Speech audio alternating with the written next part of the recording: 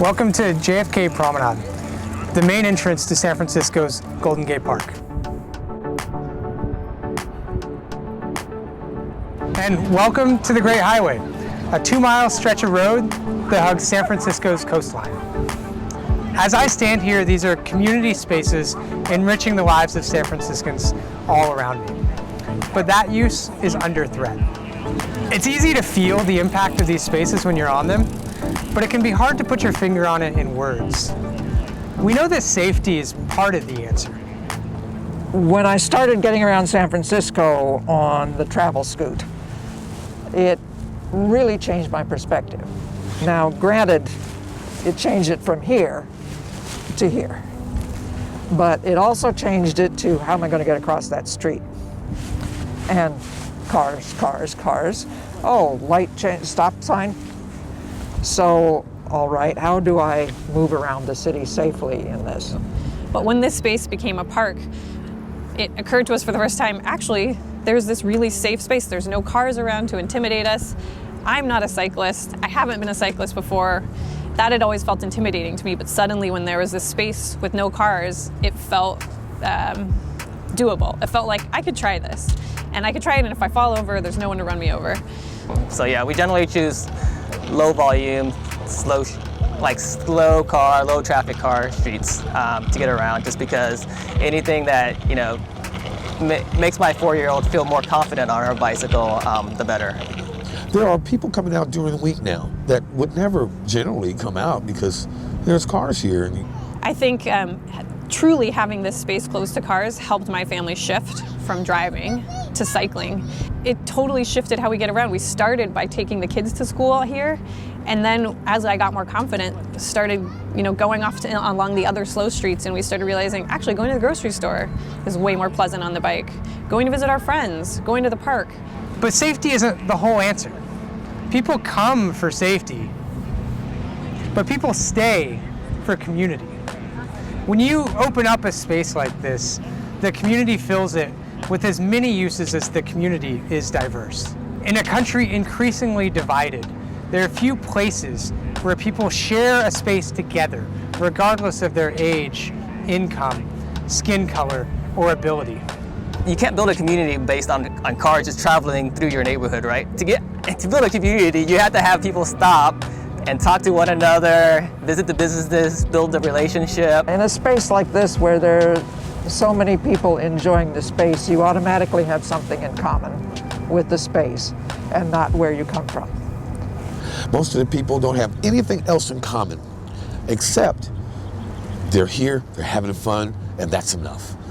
I think that Car-Free JFK really does encourage community connections, because I get out here on this little mobility device, which, by the way, I call the little rascal, and people will look at it and say, "How cute!" and then we chat.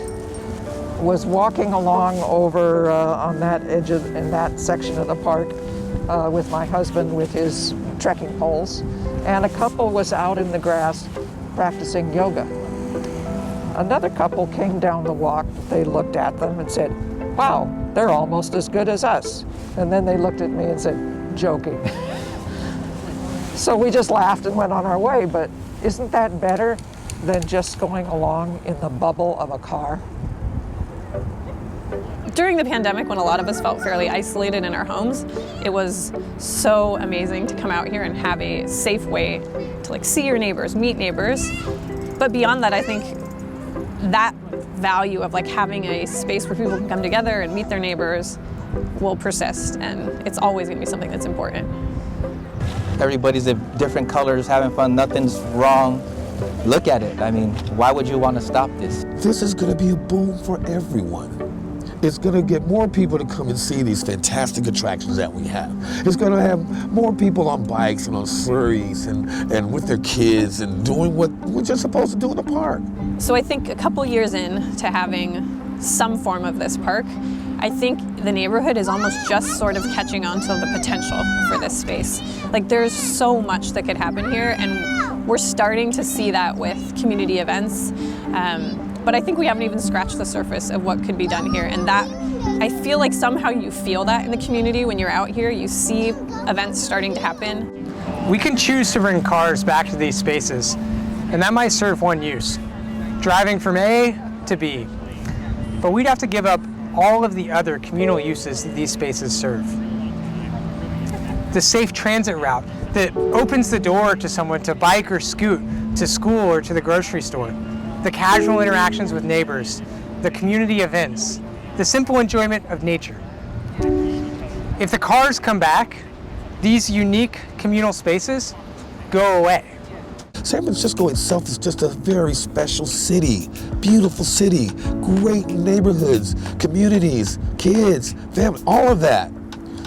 But Golden Gate Park puts a magnifying glass on it. Golden Gate Park is kind of where it just comes together, and people just celebrate that. And I don't think there's nothing like it. And I really honestly think it's because the roadway is being transformed into a recreational space without the cars. With the cars in here, it's a totally different place. But without the cars, it's paradise. Opponents argue that these spaces exclude our low-income and disabled neighbors because they can't drive their cars through these parts of the park. That argument attempts to speak for all of our low-income and disabled neighbors, overlooking the many who want and rely on these spaces. The argument also forgets that almost all of our roads are still open for those who need to drive. I moved to San Francisco 34 years ago and did a fair amount of exploring. Used to come to Golden Gate Park in the car. Then my ability to walk deteriorated, and COVID hit, and JFK was closed to cars, and I got a mobility scooter and suddenly started exploring more. And you know, there's a lot more in Golden Gate Park than the Conservatory of Flowers, the museum, and the Botanic Garden. There is so much here, I can't believe it. I've just barely started exploring. And it's a reason to stay in San Francisco to explore this park. People with mobility issues are not one sort of people. There are so many kinds of mobility issues. Mine are solved by this. Other people need other devices, other kinds of help. And whether this car excludes them or not is not something I can pronounce upon. It seems crazy to me. If the cars are here, it excludes me, so it works the other way.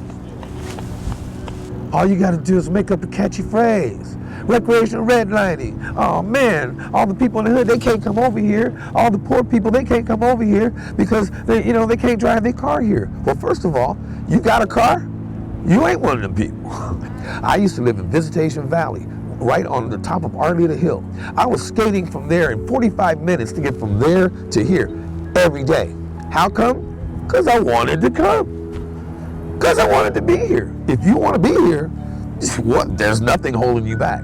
Where else are you going to come out and skate with all these fantastic people and have such a great time? It's free, it's fun, it's inclusive, it's everything that San Francisco's all about. I don't even remember a time before when this was open because it's such a meaningful part of our life now. I just remember coming down here and it was open, and that was it. Like, it's where I've been coming for it. Whatever. The only thing to do with Trevor is to go walking with him or to go running. And he loves being outside, and it's where he can interact and he can see the nature and he sees the people. And the second we get down here, he becomes completely engaged. And so I don't really remember a time not coming down here, but this is our go-to. The ocean's a really powerful place. You don't get access to that if you're in a wheelchair or in a stroller. There's no way. It's changed our lives. I mean, we go home after being a couple hours here and he's calmer and the dog's calmer and I'm calmer. And we like to come here, Golden Gate Park, because a lot of us come from violent neighborhoods, and we want to ride here because it's more safer for us to ride and have fun.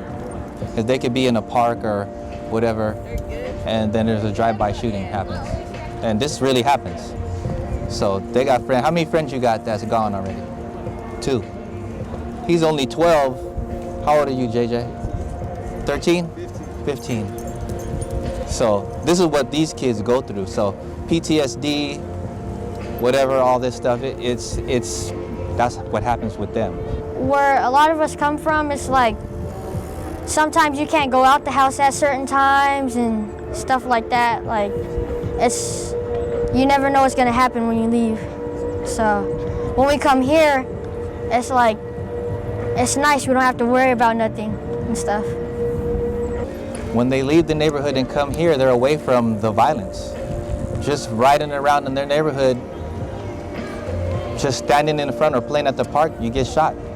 Places like these are like safe havens for youth, the inner city youth, because we could come here and get away, even for that amount of hours, could save a life.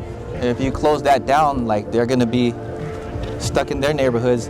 They don't want to gangbang, but if one of their friends, something happened to them, I think they're more than likely gonna pick up a gun and retaliate because you're tired of it. Especially if a close friend of yours dies, it's gonna change you. Then you change this. You changed a regular kid that was happy, didn't have a care in the world, didn't even think of doing violent acts. That's how it births them. You know what I mean? It's bigger than parking spaces and stuff like that, you know? I want to keep it closed so we could just be able to ride here still. Because if the cars come back, we're gonna have to find a whole new other place to ride, but who knows where that's at. So where does that leave us? In San Francisco, it leaves us in need of 6 supervisors bold enough to invest in spaces dedicated to community rather than cars. And the world is watching. These are the things that your rec and park, that your city should be providing, not just here, but in other parks. And every city, should be copying this and should be encouraging this. We are the quirky. We are different. We lead. I love leading.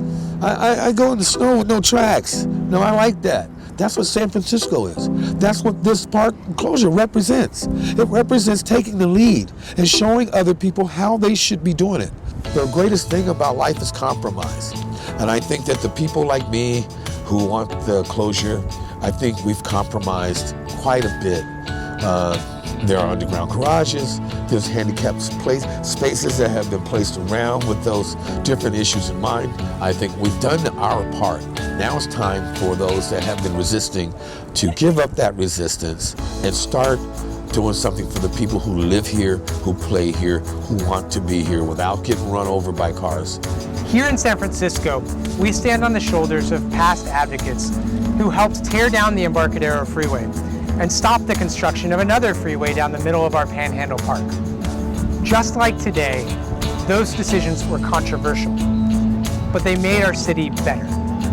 Now, it's our turn. Everybody has their own little personal beliefs and things that they stand for, but in my opinion, how about something that not only you stand for, but look at all these other thousands of people stand for. A lot of these people might not even know what's going on with this whole little area and what they're trying to do with it. But if there's an opportunity to speak up and have a voice or an opinion, in a positive aspect, then maybe they won't have to know about it. They can just keep coming here on a Sunday and keep riding and enjoying and stuff, you know what I mean? There is many stories behind the need for car-free community spaces like these, as there are people in San Francisco. So why don't you tell your story?